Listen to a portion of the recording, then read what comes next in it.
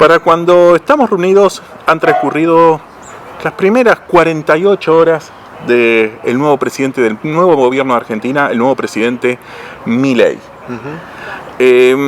Hagamos todavía, para cuando grabamos esto, ya sabemos que el ministro de Economía va a anunciar un paquete de medidas, pero todavía no lo conocemos cuando grabamos esto, pero reflexionemos sobre las primeras 48 horas de este nuevo gobierno argentino. ¿Qué has observado vos? Bueno, en principio 48 horas asignadas por la forma, podríamos decir, repentina y muy rápida en la cual se constituye la Libertad Avanza, ¿sí? Es un gobierno que llega con 2 años de construcción política. En este sentido me parece que lo primero que podemos decir es bastante obvio, ¿no? Se está analizando mucha debilidad, ¿sí? Mucha debilidad institucional. Es un gobierno que no tiene un solo gobernador en los 24 distritos, poquísimos intendentes, ¿no? Sobran los dedos de la mano, creo que para contarlo. 34 diputados en la Cámara Baja, 7 senadores en la Cámara Alta. Y eso le da el marco general de un gobierno que entra con un problema de debilidad importante. Que una cosita, y ahí te dejo engancharte, me da la impresión que para contrarrestar esa debilidad se apela mucho a lo simbólico y a lo gestual, y es un poco lo que vimos en la asunción de Milei, ¿no? Esta cuestión de romper un poco con los protocolos, ¿sí? Es decir, bueno, asume, como casi todos los presidentes de la historia desde el 83 esta parte, han habido excepciones, en la Asamblea del Congreso de la Nación, y en vez de dirigirse a los legisladores del Congreso de la Nación, sale a las escalinatas y busca un encuentro, un mensaje dirigido a un público propio, ¿sí? Por lo menos ahí yo lo que veo es un ejercicio de tratar de construir una autoridad, una legitimidad, ¿no? Sí, yo agregaría la primera parte de lo que mencionás. La debilidad adicional es que la última vez que analizamos la situación del contexto nacional argentino y el proceso de transición, todavía no estaba muy claro cómo iba a ser el gabinete. Ahora ya tenemos un gabinete y el gabinete no tiene miembros de la Libertad Avanza. No tiene miembros de la Libertad Avanza, salvo la hermana del presidente, que podríamos entender que es parte de la Libertad Avanza. Ningún otro puesto, ni siquiera la vicepresidenta Villarruel, tiene acceso a la mesa chica del presidente. Sí. Hay un distanciamiento que queda con un rol de vicepresidenta de la Nación y obviamente presidenta de la Cámara de Senadores, pero sin participación en las reuniones. Ajá. Esto quiere decir que el presidente ha elegido un gabinete con gente que viene del macrismo, del menemismo, de los cordobeses, incluso funcionarios que eran de la gestión anterior y que tienen su continuidad, claro. Pero no hay de su propio partido político. Claro. Y esto es muy llamativo porque normalmente son tus socios, son los que te apoyaron desde el primer momento y son los que en los peores momentos te sostienen. Claro. Y ha quedado todos ellos fuera, y es muy llamativo eso, porque ¿qué actitud va a tener todas estas personas que al final hicieron campaña, trabajaron por esto y ahora no van a estar? O van a estar pero desde el acompañamiento, no están en la toma de decisiones. ¿Cómo analizamos esto? Claro. ¿Qué te hace reflexionar? Bueno, me hace reflexionar varias cosas, ¿no? O sea, algunas declaraciones en el medio de la campaña electoral de Mauricio Macri, cuando hacía señalamientos de que la Libertad Avanza era una fuerza fácilmente infiltrable, ¿sí? Es decir, esto de alguna forma, lejos de solucionar el problema de la debilidad de origen, lo acrecienta, porque vos tenés algunos referentes muy importantes dentro de la Libertad Avanza que uno pensaba, los sospechaba con roles institucionales, incluso se llegó a especular antes del nombramiento y finalmente terminaron en sus lugares de origen, ¿no? Por el caso de Marra, por ejemplo. Marra, que era casi en algunos momentos de la campaña ofició como portavoz de Milei, ¿sí? A mí me hacía acordar mucho a Marcos Peña, Marra, por la actitud, la Estoy forma... de acuerdo. Él trataba de decir cosas que Milei no podía. Exactamente. Estoy de acuerdo con eso y al final queda con un rol súper secundario. Sí, jefe de la bancada de legisladores porteños, o sea, para directamente fuera del Armado Nacional. Fuera del Armado Nacional. Después, bueno, hay otros elementos que es difícil encuadrarlos en alguna responsabilidad institucional, el caso de Lemoyne, que yo creo que tiene que aprender un poco también lo que es ser legislador, ¿no? De qué se trata ser un funcionario público con estas responsabilidades.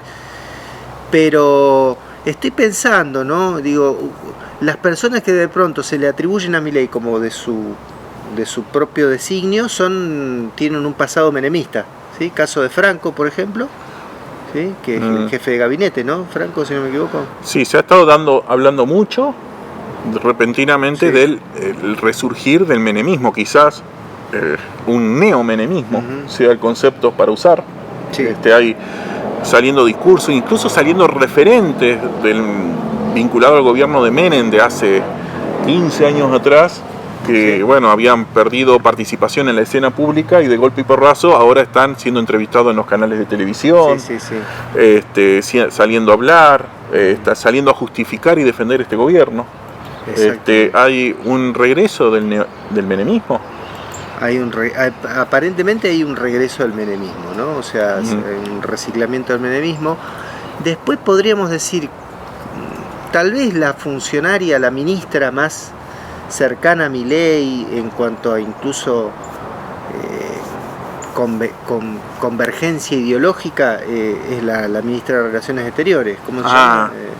Mondino, exactamente, ¿no? Que Miriam sí. Mondino, si no me equivoco. Ella sí es de la Libertad Avanza. Estábamos diciendo que estaban quedando todos fuera, claro, y no, ella quedó. Ella sí es de la Libertad Avanza. Pero, por ejemplo, la Libertad Avanza se tuvo que correr de la dirección del Banco Central, que era un puesto clave, ¿no? Ahí iba a ir una persona, no me acuerdo ahora quién. Y muchos, dentro de economía en particular, se le pidió a muchos funcionarios que estaban en la administración de Massa que se queden, ¿sí? Fundamentalmente aquellos que tienen un rol importante en la negociación con el Fondo Monetario Internacional, ¿sí? Entonces tenemos el masismo haciendo lo suyo, ¿no? Una situación bastante hasta ahora casi de un paso de comedia lo que está pasando con Scioli en Brasil, ¿no? O sea, no se entiende bien ahí lo que... Scioli salió, repasando un poco, que iba a tener continuidad como embajador, supuestamente por pedido expreso del gobierno brasilero. Ajá. Pero ahora el gobierno brasilero se niega a darle el placet, que es el permiso de seguir siendo embajador allá. Que nos lleva a preguntarnos si realmente fue ese el pedido del gobierno brasilero de que se quedara, o eso fuera un relato, una historia creada para consumo interno, consumo nacional argentino, lo cual no puede descartarse de todo, porque en mi experiencia nunca escuché de ningún país del mundo que a un gobierno de otro país del mundo le diga: yo quiero que el diplomático de tu antecesor continúe contigo. Sí, no, muy forzado. Es forzado. Sí. Puede suceder que continúe el diplomático, especialmente si es del mismo color político, pero es muy raro que un país esté pidiendo por la continuidad de un diplomático concreto. Claro. Y ahora pone el hecho de que Lula estaría considerando, el gobierno de Brasil estaría considerando no renovarle, no entregarle el placet, hace poner en duda ese relato. Exactamente. Del acto me sorprendió del discurso que hizo Milei, un discurso que de espalda al Congreso da la sensación que quería simbolizar de espalda a la casta, aunque en el proceso es un desaire a instituciones que tienen que apoyarlo en sus leyes, a, Sí. a gobernadores que estaban presentes en el acto, a la Corte Suprema, porque la Asamblea Legislativa, donde se toma el juramento, están presentes todas las instituciones, Claro. todas, de todos los colores políticos. Y baja a la escalinata, con la cual yo personalmente no estoy en contra con la idea de un diálogo con la gente, Sí, pero sí, sí. al no contar, al darle la espalda a toda la Asamblea Legislativa, trató de legitimarse desde lo simbólico poniendo los dignatarios internacionales que vinieron al Sí, sí. coso. Es como que es lo internacional lo que lo respalda, no lo nacional. Eso es simbólicamente discutible. Sí.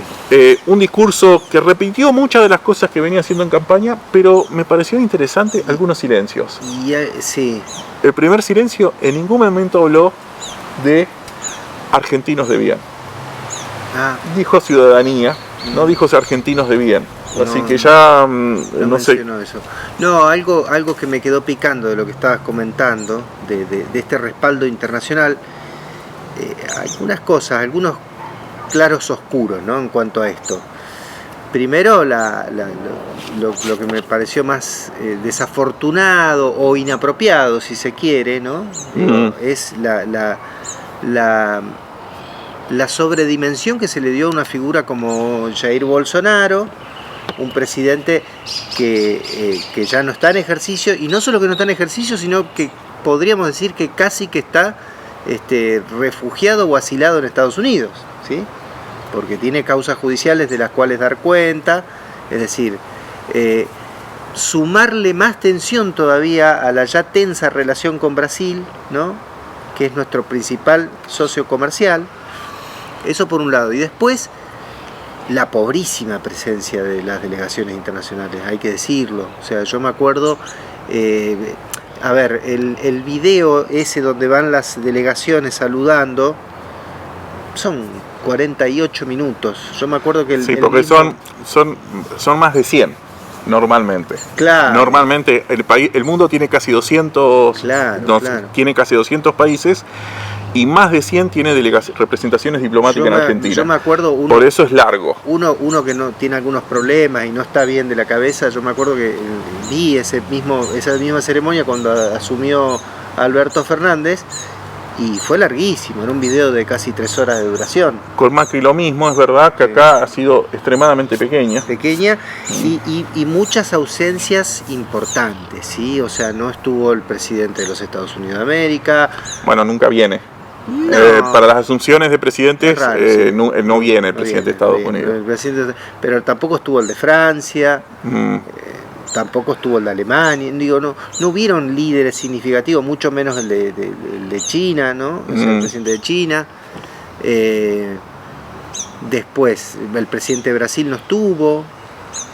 Paraguay, Uruguay, Chile, los países vecinos, ¿sí? Sí, se contaban con los dedos de las de las manos, sí, es no verdad. vino el presidente de Colombia, no vino el presidente de México. Digo, estamos hablando de los principales países de la región: Brasil, Colombia, México. Creo que la presidenta de Perú tampoco estaba, una presidenta muy cuestionada en términos de su legitimidad democrática. En fin.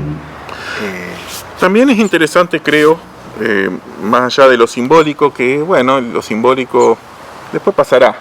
Creo que me parece interesante mencionar las medidas. Las primeras medidas, Sí. de las primeras 48 horas, no las que va a anunciar inminentemente el ministro de Economía. Porque recordemos que nosotros estamos grabando antes del anuncio. Sí. El presidente toma su primer decisión, que es un decreto donde designa su gabinete, que por lo que trascendió se definió a último momento, incluso en el mismo acto de asumir, porque tenía el decreto tenía 70 artículos, es decir, muchas hojas, pero escrito a mano encima, así que borroneado con quitas y agregaciones. Este decreto representa la primera decisión del presidente, pero también hay una segunda decisión del presidente, que es todo aquello que no decidió. Claro. Y ahora vuelvo sobre eso. Empiezo con eso porque no se habla en ningún medio. Un presidente y un gobierno no solo habla por lo que hace, sino también por lo que no hace, por lo que omite. Sabemos que el gobierno anterior, el de Alberto Fernández, y el ministro de Economía Massa, había anunciado una serie de medidas. Sí. Devolución del IVA, a distintas ayudas económicas, Sí, ciertos planes de estabilización de precios. Bueno, la suba del piso de ganancias, del impuesto a las ganancias. Bueno, ese está por ley, Sí. pero muchas de estas fueron decretos con ya fecha de finalización era el 10 de diciembre. Claro. El nuevo presidente tenía 2 medidas para hacer. No hacer nada implica el finalización de todas esas medidas. Sí. O renovarlas por 30 días, por un mes, Sí. por 3 meses, o renovarlas por periodos más largos. Perdón, la elevación del piso de ganancia no estaba por ley. Se iba a presentar un proyecto de ley que es distinto, pero se aplica por decreto en este periodo. Sí, estoy casi seguro de eso. Bueno, yo creo que sí salió la ley. Bueno, Bueno, vamos a dejarlo entre paréntesis. Lo ponemos acá en un cartelito. Sí, sí, ¿Salió la ley? No salió la ley. Sí, sí, sí. Medidas que el presidente dijo que iba a mantener era la devolución del IVA. Pero al faltar un decreto que lo garantice, vamos a ver Claro. si lo anuncian en los próximos días, en este momento se cayó la devolución del IVA. Claro. Hay una medida que era la excepción de, un conjunto importante de medidas. De todo Sí. ese conjunto de medidas, la única que se va a mantener unos meses más era la quita del componente impositivo del monotributo. Una reducción muy ligera del monotributo, Sí. que le dieron una duración de 6 meses. Por eso va a aguantar unos meses más. Sí, sí, sí. El resto, si no aparece una medida, implica que Bueno, ya no están más. Y también esas decisiones, porque el no decidirlo es una decisión pública. Claro. Ya estaríamos hablando de una parte de la Por eso política de ajuste. Claro, por eso la ansiedad, justo retomando esto último que decís, ¿no? En cuanto a las medidas que se anunciarían, estaría anunciando ahora mismo el ministro de Economía. Tengo entendido que es un video grabado, vamos a ver en qué consiste, pero por el tono del discurso de asunción de Javier Milei se espera un recorte importante en muchos sectores. Mira, yo hacía un ejercicio que casualmente no estaba tan errado sobre mi recibo de sueldo como docente, ¿no? Yo decía, bueno, a ver cuánto es lo que me ingresa por FONIF. ¿Qué es el FONIF? Es el Fondo Nacional de Incentivo Docente. La ley FONIF, ¿sí? Fondo Nacional de Incentivo Docente. Una ley promulgada en los 90, repromulgada en el siglo XXI, es decir, que se viene arrastrando desde la década del 90 y que parece que este gobierno estaría dispuesto a quitarlo, ¿sí?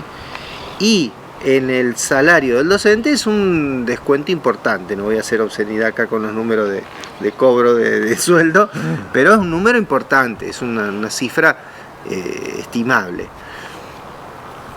A ver, uno espera que el recorte vaya por ahí, ¿no? Por las jubilaciones, actualizaciones de jubilaciones.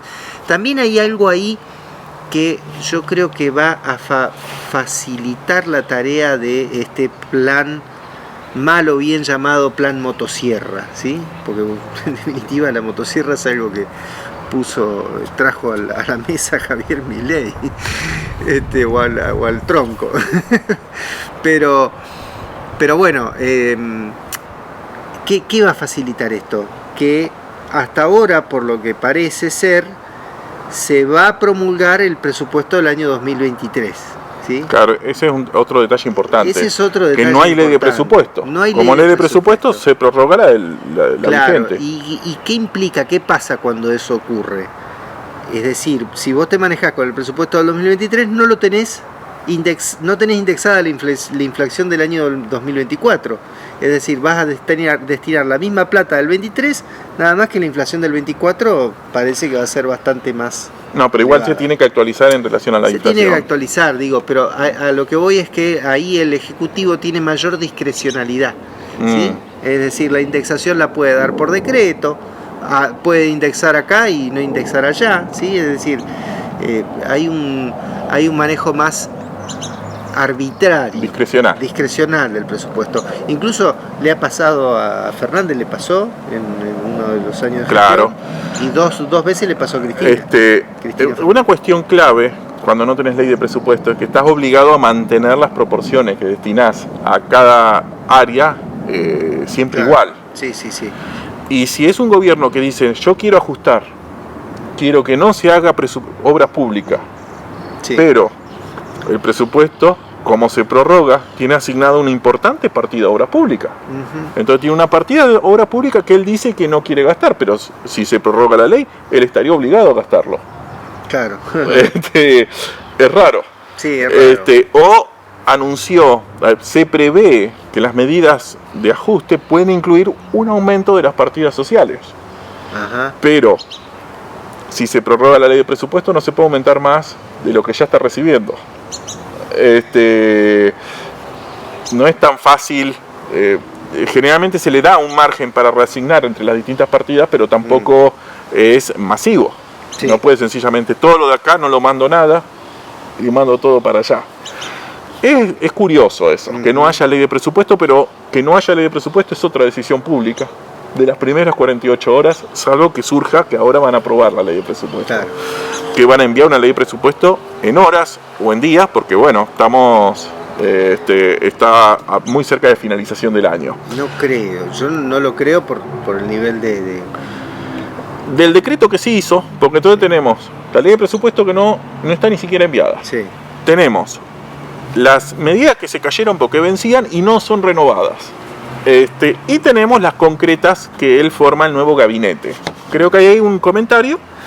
Había 28 ministerios, pasamos a tener 9 ministerios. Sí. Entonces, esto no significa que todo lo otro desapareció. Claro. Se redistribuye como secretarías y direcciones exacto. dentro de los 9 ministerios que quedan. Pero hay un detalle interesante del decreto. Y el detalle interesante del decreto es que hay 3 secretarías que se elevan al rango de ministerio. Aunque se les sigue llamando secretarías, el articulado dice tendrán la misma jerarquía porque un ministerio, mismo sueldo, mismo poder, mismas obligaciones y, bueno, derechos y obligaciones. Esto significa que son 9 más 3 es 12. Sí, No es 9. claro. Sí, Igual es casi la mitad de 28. sí, sí, sí. Pero no es 9. Claro. Es 9 más 3. 12. Una es la que corresponde a la hermana del presidente. Que también para eso tuvo que modificar el decreto que venía de la era de Macri que impedía incorporar familiares. La Secretaría de la Presidencia. ¿sí? Exactamente. Que va a ser ocupada por Karina Milei, conocida internamente como el jefe. Exactamente. Bueno, y públicamente. Y Porque públicamente lo han expresado así. Sí, sí, sí. Por cierto, acá estoy mirando, sí se aprobó la ley de impuesto a las ganancias. Rige a partir del 1 de enero del 2024, el año que viene. Bien, Así que efectivamente sí está el beneficio por ley. Claro. Y siguiendo la lógica de Javier Milei, que está en contra de los impuestos y del Estado, En principio no volvería. no volvería. Bueno, estas son las medidas económicas. Una reorganización del gabinete, porque no es un ajuste, aunque Sí. parezca simbólicamente sí, redujimos la mitad, pero la parte que queda absorbe las áreas Sí, existentes. sí, sí. Y por otro lado, todas las normas que no decidió Déjame nada. agregarte algunas cuestiones más, ¿no? O sea, algo que por ahí no quedó del todo desarrollado, pero para desarrollarlo brevemente, la dificultad que tiene el gobierno de muchos vencimientos con el Fondo Monetario Internacional, un escenario internacional muy complejo en ese sentido, donde va a haber que trabajar muy bien el tema de los apoyos internacionales, la fortaleza, y arranca chueco, ¿no? O sea, arranca como Sí. arranca torcido en este sentido. ¿Por qué? Porque básicamente hay una tensión muy grande con China, ¿no? Que además de ser el segundo socio comercial después de Brasil, es una voz fuerte dentro del Fondo Monetario Internacional. Esto también hay que entenderlo. O sea, China es un jugador estratégico dentro del Fondo Monetario Internacional. Y tiene los famosos swap. Tiene los swap. Los swap de los yuanes.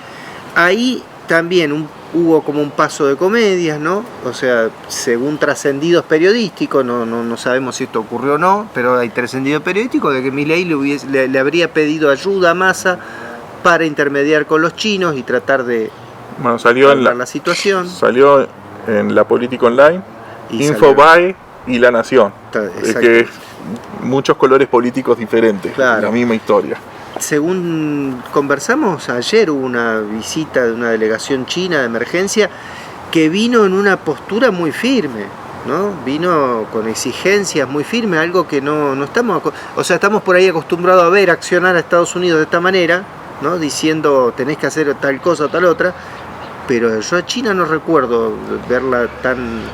Sí, por lo menos en la región, ¿no? Ver tan creo que es interesante la información que ha trascendido.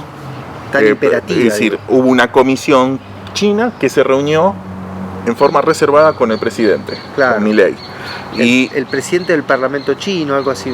cada presidente del partido, del Parlamento chino. del Parlamento chino, digamos, de un nivel político, Sí. no el embajador chino. No. Un nivel que está superior, Sí, porque sí. no tiene las mismas denominaciones que Exacto. nosotros y a veces cuesta. Pero tuvo una reunión reservada Sí. con el presidente Milei, por lo que nos ha trascendido también. Habría tenido reunión reservada también con el gobierno saliente unos días antes del cambio de gobierno. Y lo que trasciende de todos los medios que aparentemente es una confusión de China sobre si siguen o no los acuerdos, si se rompen o no relaciones diplomáticas. Claro. Hay un convenio que es el famoso convenio del swap, que representa prácticamente gran parte de la actividad económica argentina en este momento, y el comercio internacional es en yuanes, Claro. que se detiene porque Sí. cada 1.000 millones se necesita una aprobación política de esos fondos. Claro. ¿Y cuál va a ser la actitud de Milei? Aparentemente Milei, por lo que ha trascendido, ya mandó una carta. Pero lo que me pareció interesante que se observa es, de lo que ha trascendido de estas reuniones, es la preocupación china de que la canciller no sabía nada de las decisiones que va a tomar el ministro de Economía. Claro. Entonces, y obviamente los intereses de China son de naturaleza económica. Sí. Y dice, al final, estamos hablando, al hablar con la canciller, ¿estamos hablando con un interlocutor válido del gobierno argentino? ¿O Claro. es una persona con la cual no puedo hablar porque no sabe de los asuntos del ministerio que tiene al lado? Bueno, primer conflicto de este loteo de gobierno y de la percepción que tienen los distintos actores políticos que integran esta alianza en desarrollo, ¿no? Porque recordemos que Milei llega aliándose a los empujones con un sector del PRO, concretamente con Macri y Patricia Bullrich, pero no en no muy buena sintonía. Luis Caputo, que entra ahí por Macri, ¿sí? Que es el que dice, no, China nos va a respaldar, nos va a conseguir los 6.000 millones de dólares. Dice, pero, y yo me pongo, ahora poniéndonos en el lugar de China, ¿no? Dice, pero escúchame, ustedes están diciendo que van a romper relaciones con nosotros porque somos un país comunista, ¿no? O sea, y tu ministro de Economía pidiéndonos plata. Yo sospecho, y esto es una hipótesis es muy mía, prolijo todo. que aunque haya trascendido la reunión con China, donde China habría planteado estas preocupaciones de no saber quiénes son los interlocutores del gobierno de Milei, Claro. con quién estamos hablando de verdad y con cuáles no tiene sentido hablar. Y que creo que por eso pidió una reunión específica con el presidente, para Claro. aclarar este asunto. Yo sospecho que no es exclusiva de China, que estas preocupaciones también tiene Brasil, también tiene Chile, incluso Estados Unidos. Claro.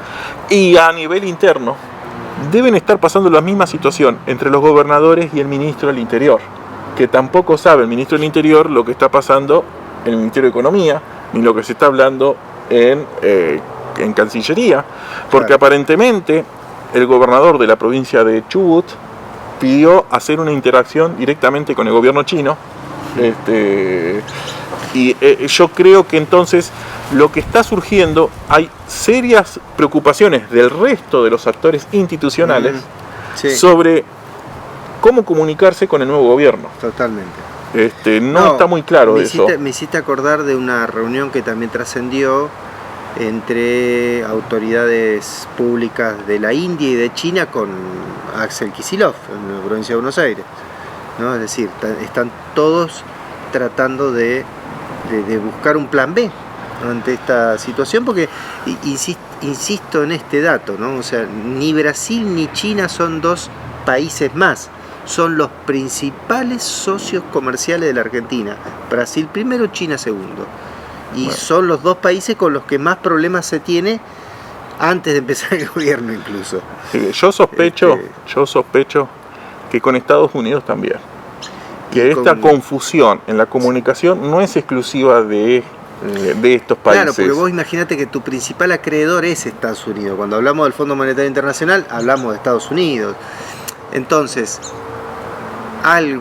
un detalle más de esta reunión de China. China le está exigiendo al gobierno de Argentina un pedido de disculpas, la firma de un tratado de amistad. Yo escuché varias de esas cosas, ¿no? Exacto. Sea, es decir, le está pidiendo gestos claros, contundentes y públicos al gobierno de Argentina. Por eso yo sospecho, porque lo que habría sido la primera respuesta de Milei después de esta reunión es una carta. Sí.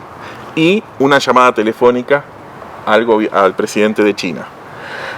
Yo tengo mis dudas de que eso sea suficiente. No, es exactamente. Y recordemos que aparentemente, según fuentes de hace como un mes,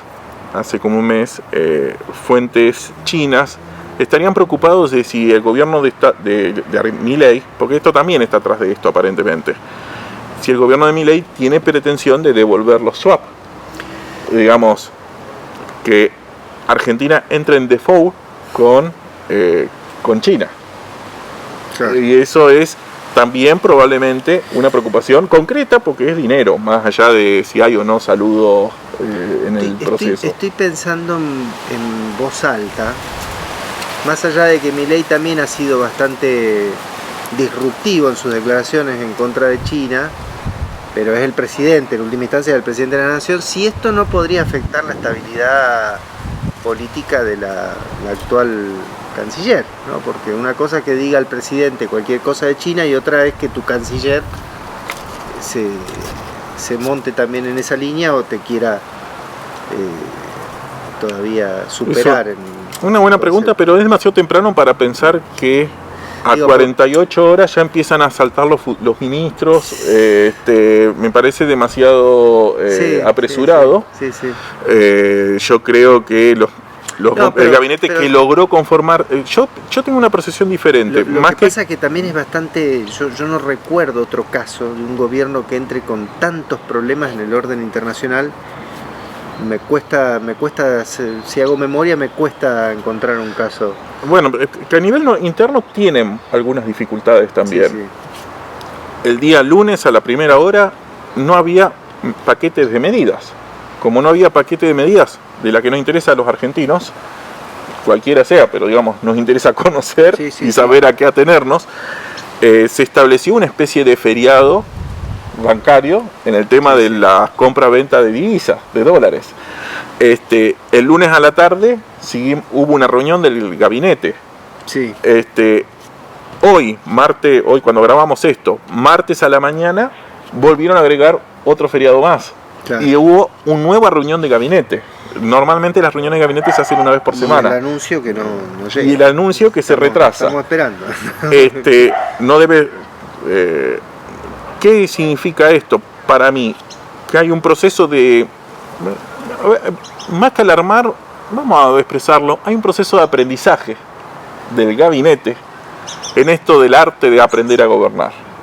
Sí. Y quizás esa falta de aprendizaje está aparejando problemas de comunicación, hasta que se ajuste esto, problemas de interrelación entre los distintos ministerios.